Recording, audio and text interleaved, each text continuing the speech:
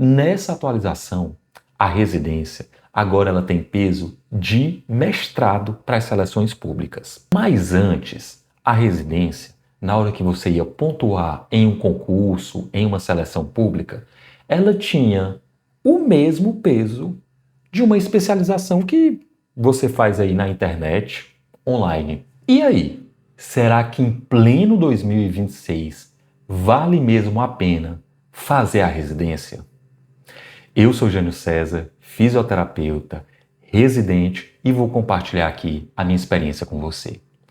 Gente, a residência são cerca de 6.000 horas em 2 anos. Na graduação, a gente vivencia em 5 anos mais ou menos 4.000 horas. De cara, a gente já possui esses dois extremos em tempo, carga horária. Mas será que a residência vale mesmo a pena? O programa de residência que eu faço parte é a residência hospitalar em trauma e ortopedia na Escola Pública de Saúde do Ceará. A minha agenda, ela possui 60 horas semanais. Dentro dessas 60 horas semanais, 60% dela é de atividade na assistência prática, em atendimento aos pacientes. Cerca de 40% dela eu faço de atividades teóricas, que é roda de campo, roda de núcleo, roda multiprofissional, estudo de caso e também um horário que a gente tem durante a semana para escrever o nosso TCR, que é o trabalho de conclusão da residência. Na prática, as minhas 60 horas semanais funcionam da seguinte forma, que é a forma como eu montei a minha agenda. Eu dou 2 plantões de 12 horas durante a semana, de 7 da manhã às 7 da noite, ali na assistência direta ao paciente. Nos outros 3 dias, eu dou meio plantão, de 7 da manhã a 1 da tarde. E o restante do dia, nesses 3 dias, eu utilizo para as minhas atividades teóricas. Então, essa é a minha agenda. Cada residente monta a sua agenda de acordo com o seu núcleo e também com a disponibilidade da sua preceptoria. Assim, foi a forma mais prática que eu encontrei para a minha agenda, até para poder vivenciar o plantão de 12 horas. Então, acabo vivenciando 2 plantões de 12 horas no meu programa. Mas a grande bomba, o grande boom que a residência sofreu foi no final do ano passado.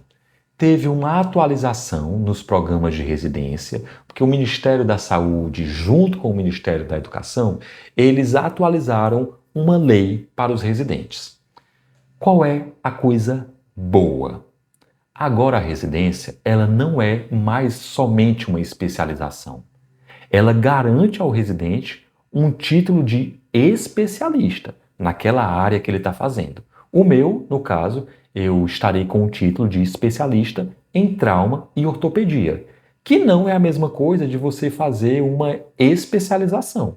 Quando você faz uma especialização, você não sai especialista naquela área. Você tem especialização naquele segmento. É diferente dentro do conselho de cada profissão. Mas antes, a residência, na hora que você ia pontuar em um concurso, em uma seleção pública, ela tinha o mesmo peso de uma especialização que você faz aí na internet, online. Uma especialização qualquer, pontuava do mesmo jeito. Nessa atualização, a residência agora ela tem peso de mestrado para as seleções públicas. Outra coisa boa é que agora ela conta como tempo de serviço. Muitos concursos, seleções precisam ter pelo menos 2 anos de atuação naquela área. Antes a residência não contava como tempo de atuação. Agora, os 2 anos contam com 2 anos de experiência. Excelente. O terceiro ponto é que agora a residência ela faz parte do programa de progressão de carreiras. Se a empresa, o serviço público, o hospital que você atua, ele possui planos de cargos e salários e progressão de carreira, a residência ela passa a ser um critério preferencial para a progressão de carreira. Para além disso, a gente também teve um aumento de 10%. Na realidade, não é um aumento, né? Isso foi a forma corriqueira de falar. Foi o auxílio permanência, que engloba necessidades de moradia, alimentação e transporte. Isso significa 10% da nossa bolsa. Atualmente, a bolsa de residente ela é de R$ 4.100, R$ 4.100 e pouco. Ela não é corrigida com as correções do salário mínimo. A gente tem um desconto de 11% no INSS. Na prática, o desconto do INSS se transformou, que a gente perdia, a gente passou agora a ter esse aumento de 10%, então ficou uma coisa pela outra. Na prática, a gente recebe R$ 4.100. É um bom pagamento. Para mim, acabei de me formei, saí da faculdade direto para a residência, então, para mim, foi algo muito positivo, né? Mas cada área consegue pesar isso de uma forma diferenciada. Eu tenho muitos amigos que são fonoaudiólogos e que não acham a residência financeiramente atrativa para eles. Então, cada um consegue ver isso de uma forma diferenciada. Mais à frente, eu vou falar sobre a questão de plantões e exclusividade na residência e também fazer um comparativo com a residência médica, mas eu vou deixar isso para o nosso último ponto. Então, essa foi a atualização que o programa de residência sofreu dentro da lei dos residentes, uma atualização feita em dezembro do ano passado. Então, eu acho excelente essa atualização. Mais uma dúvida que os meus amigos que estão tentando a residência mais me perguntam é se vale a pena fazer a residência em um hospital do interior ou em um hospital da capital. Gente, são muitas coisas que cada um precisa pesar na hora de fazer essa escolha. Eu estou fazendo o programa de trauma e ortopedia em um hospital do interior, no Hospital Regional do Sertão Central, na cidade de Quixeramobim. O programa de trauma e ortopedia, ele não estava ofertado na capital, ele só estava ofertado no interior. Eu acabei fazendo a escolha tanto dos interiores que foi ofertado, dos hospitais regionais, eu fiz a escolha do hospital mais próximo à capital e também fui pesquisar sobre o hospital. Então, assim, o hospital que eu estou fazendo residência, ele é um hospital de referência dentro do interior do Ceará, né? Ele é um regional que em 2018 ele teve entre os 10 melhores hospitais do mundo para o tratamento de AVC. Depois de 2018, outros hospitais, inclusive do Ceará, entraram dentro dessa lista de excelência para o tratamento de AVC. Mas ele foi o primeiro hospital do Brasil a entrar dentro dessa lista, que é um padrão de referência francês, Axiom, que faz o peso dos melhores hospitais, nesse caso, para o tratamento de AVC. Agora, recentemente, ele foi o primeiro hospital fora da capital a fazer a captação de transplante de órgão pulmão. Isso só acontecia na capital. Está acontecendo agora nesse hospital, foi o primeiro fora da capital. Ele tem uma estrutura excelente, maquinários novos, é um serviço que possui uma operância muito positiva, mas isso se deve à gestão desse hospital. Cada hospital tem a sua gestão. E eu acho que vale muito a pena, quando você for pesquisar o hospital que você quer fazer, você pesquisar a gestão daquele hospital, ver se realmente é um hospital operante. Quando eu estava terminando a faculdade, eu estava fazendo 2 estágios. Um era o programa de formação especializada do Hospital Sara Kubitschek, que era a parte da faculdade, era um programa extracurricular, foi uma seleção que eu fiz à parte. Depois, eu fazia ele pela manhã. Pela tarde, eu fazia o estágio obrigatório. No último ano, eu estava nos hospitais, né, da Messejana e também o Hospital de Maracanaú. E de noite, faculdade. Eu levava o primeiro hospital que eu começava o dia, eu entrava 8 horas da manhã. Tranquilo, né? Mas para eu estar 8 horas da manhã lá no hospital, eu precisava acordar 5h30. Eu levava de deslocamento um pedaço enorme do meu dia. Sei lá, cerca de 30%, talvez mensurando por alto, 30, 20% do meu dia eu gastava com deslocamento. E eram deslocamentos exaustivos. Chegava no final do dia, eu estava esgotado. Aqui, eu acordo, entro 7 horas no hospital, 6h20 meu despertador toca, tomo um cafezinho rápido, me arrumo, faço o deslocamento para o hospital em 15 minutos. Então, para mim, é qualidade de vida essa questão do deslocamento. Também tem muito a questão dos profissionais da casa. Às vezes, os profissionais que estão nos hospitais da capital são profissionais que estão naquela função há muitos anos e estão muito cansados. Às vezes, eles veem o residente muito mais como um encargo a mais e como algo que vai atrapalhar o serviço. É totalmente diferente da recepção que eu tive, nesse caso, nesse hospital.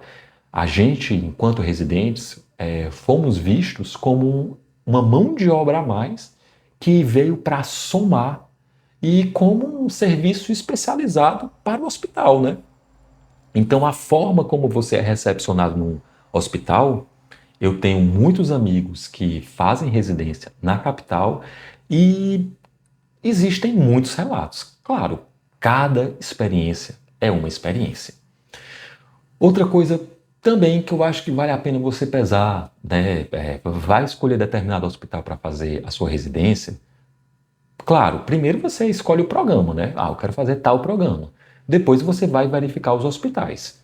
Acho muito importante você conhecer a estrutura desse hospital. Às vezes tem hospitais que não tem uma sala de referência para o residente. Às vezes o residente passa o dia perambulando, carregando sua bolsa, deixando sua bolsa ora no local que está atendendo, depois deixa a bolsa jogada em algum lugar. Às vezes você não tem um local para descansar após a hora do almoço. Então acho que são coisas que vale a pena pesar. E existem também outros prós, né? Por exemplo, eu morava em Fortaleza, tinha minha família, meus amigos. Saí de lá, vim para uma outra cidade, né? Por mais que seja próximo, eu tive que gastos com moradia, tive que comprar geladeira, comprar máquina de lavar, comprar mobília da casa, então eu tive um gasto adicional para poder organizar minha casa. Coisa que não necessariamente eu precisaria ter em Fortaleza logo no início da minha residência. Eu poderia continuar tranquilamente residindo com a minha família, na zona de conforto mas enfim, são escolhas e caminhos que nos levam, né? O programa de trauma e ortopedia só tinha no interior. Então, foi por aí. A questão da bolsa que a gente recebe e se vale realmente a pena financeiramente a bolsa. Gente, para eu que estou constituindo toda uma vida fora da minha zona de conforto financeira, né?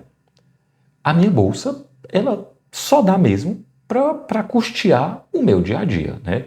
Eu não consigo, não vou dizer para vocês que eu consigo juntar dinheiro. Isso não é uma coisa que acontece.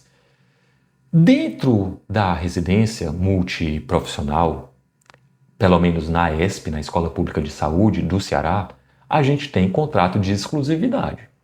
Então eu não posso dar plantões por fora. Então eu não consigo aumentar o meu rendimento mensal, que é diferente da residência médica, né? O residente médico, ele consegue, no hospital que eu estou, se num sábado ele não vai dar plantão dentro da residência, se tiver uma oportunidade de um plantão adicional e ele tiver interesse, saúde emocional e física para fazer isso, ele consegue fazer de forma remunerada. Já o residente multiprofissional não tem esse privilégio. Então, financeiramente, a residência, no meu caso, ela paga a residência, ela paga a logística da residência. Mas cada um possui sua realidade, né? Então, assim, financeiramente, compensa pelo fato de ser suficiente para seus gastos de moradia, deslocamento e tudo que você tem, né? Que você acaba precisando ter os seus gastos do dia a dia. Então, para mim, acaba compensando por esse aspecto. pensando nos benefícios e titularidades que a residência vai conseguir me entregar por 2 anos de investimento que eu preciso fazer para isso. E agora aquela questão da realidade multiprofissional dentro do hospital, né? A residência, a minha residência, ela é multiprofissional. Então uma coisa muito interessante é essa vivência multiprofissional. A gente acaba apurando o nosso olhar e a nossa expertise de atuação com a experiência dos nossos colegas. A ênfase que eu faço parte, nós somos, né? Na verdade, éramos, porque algumas pessoas saíram do programa, né?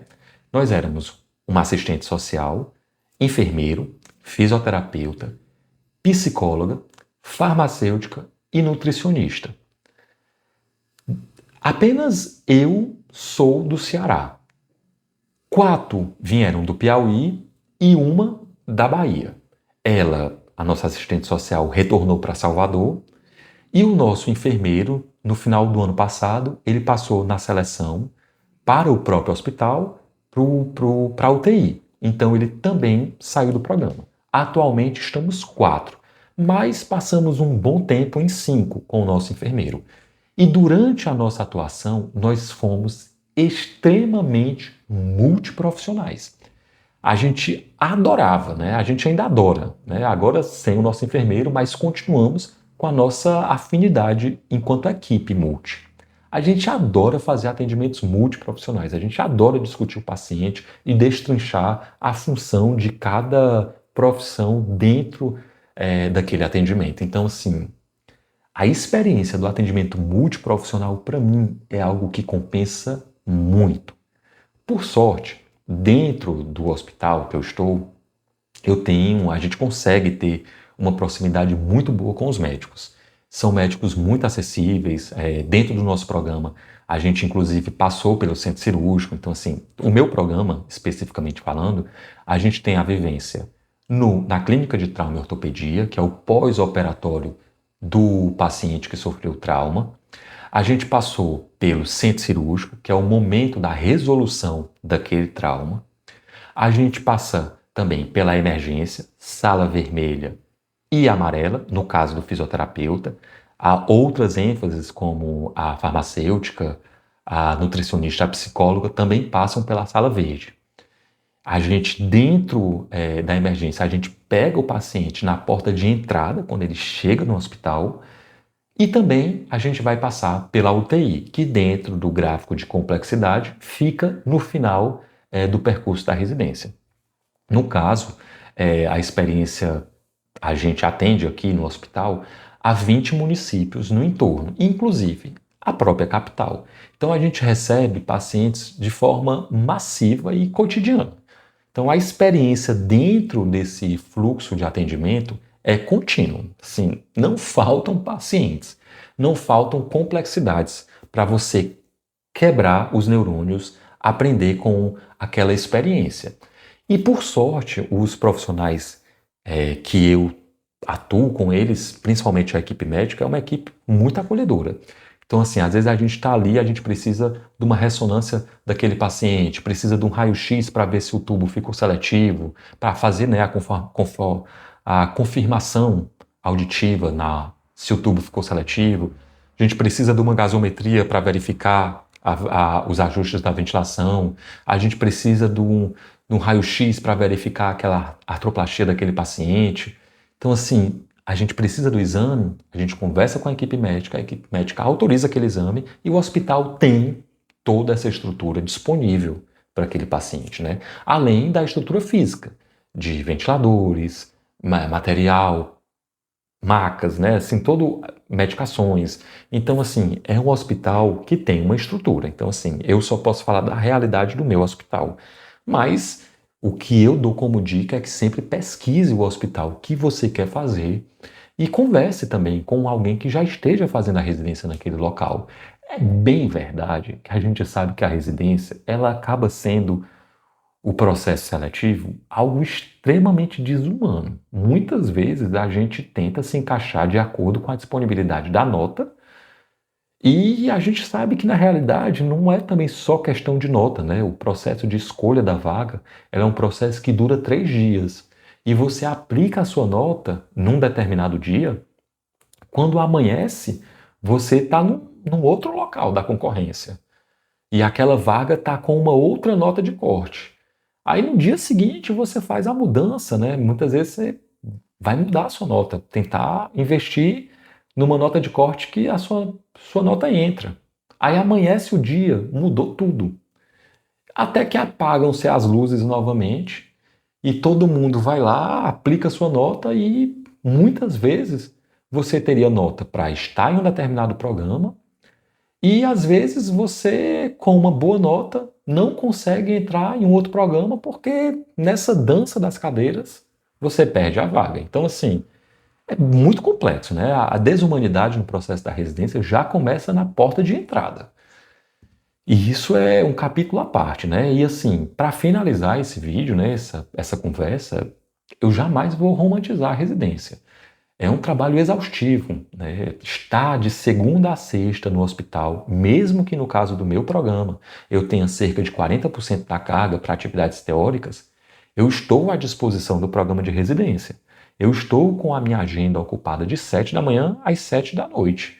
Então, é difícil, às vezes você não tem tempo durante a semana para outras coisas, né?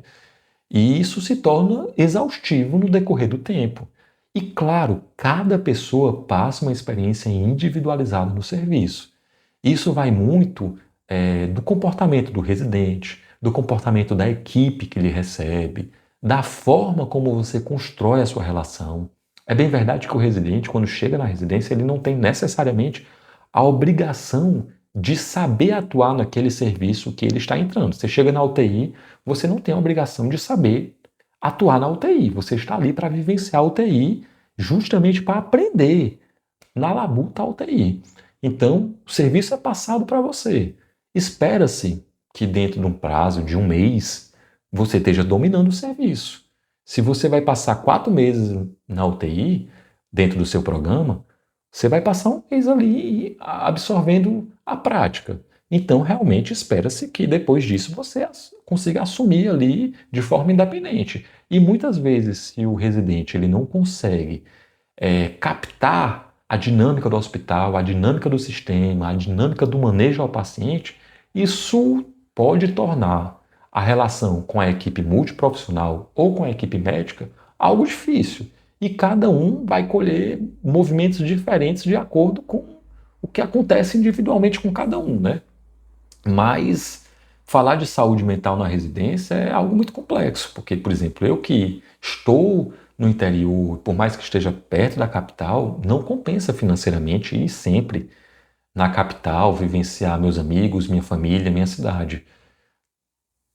Tanto financeiramente quanto também pelo cansaço. Você chega no final de semana, você está esgotado, você quer descansar, você quer arrumar casa, você quer fazer comida, você tem que lavar roupa, você tem que estudar, né? E você tem que minimamente fazer a higiene da sua cabeça. Então, é muito complexo, né?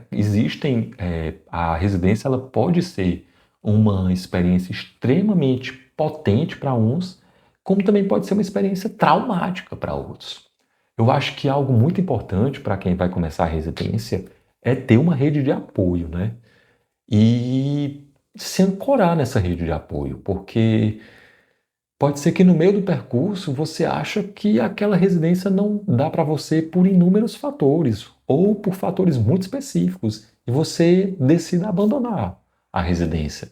Então é importante também que você tenha pessoas que lhe apoiem, inclusive se você decidir fazer essa mudança, né? Porque muitas histórias acontecem de pessoas que, inclusive, adoecem mentalmente ao ponto de, sei nem que palavras utilizar para dizer, né? Mas acho que vocês entenderam o que eu quis dizer. Muitos residentes adoecem mentalmente ao ponto de desistir não somente do programa, né? Então, assim, é importante você estar com a sua terapia em dia, né? Vai ali, faz sua terapia, sabe? Tentar encontrar formas de lidar com o alívio da rotina. E é isso, gente, né? Depois de uma conversa, terminar a conversa assim de uma forma meio tensa, é complicado, mas o que eu posso dizer, compartilhar, é que essas últimas atualizações da residência, principalmente equivaler a um mestrado das seleções públicas, essa bolsa, esse auxílio permanência somado à bolsa da residência, contar como carga horária de serviço prestado para concursos e também como critério para progressão de carreiras, eu acho que isso é essencial para motivar a gente a passar pelo percurso. No mais, eu desejo muito boa sorte para todo mundo que está fazendo o Enar esse ano. Caso não seja possível e a residência seja o seu sonho, não desista, porque é algo que vale a pena. Eu, várias vezes, durante o processo, dá vontade de falar, eu vou largar isso. Mas nem sempre largar é uma escolha, né? Nem sempre largar vale a pena. Se eu largo essa residência, eu vou ter que investir das especializações, em cursos específicos, vou ter que talvez trabalhar cooperado. Então, assim, na hora que dá vontade de jogar tudo pro ar, eu abstraio e penso que a residência pode me garantir uma empregabilidade muito mais assertiva quando eu sair da residência. E é nessas pequenas, grandes esperanças que a gente vai se ancorando para seguir em frente e acreditando nesse sonho.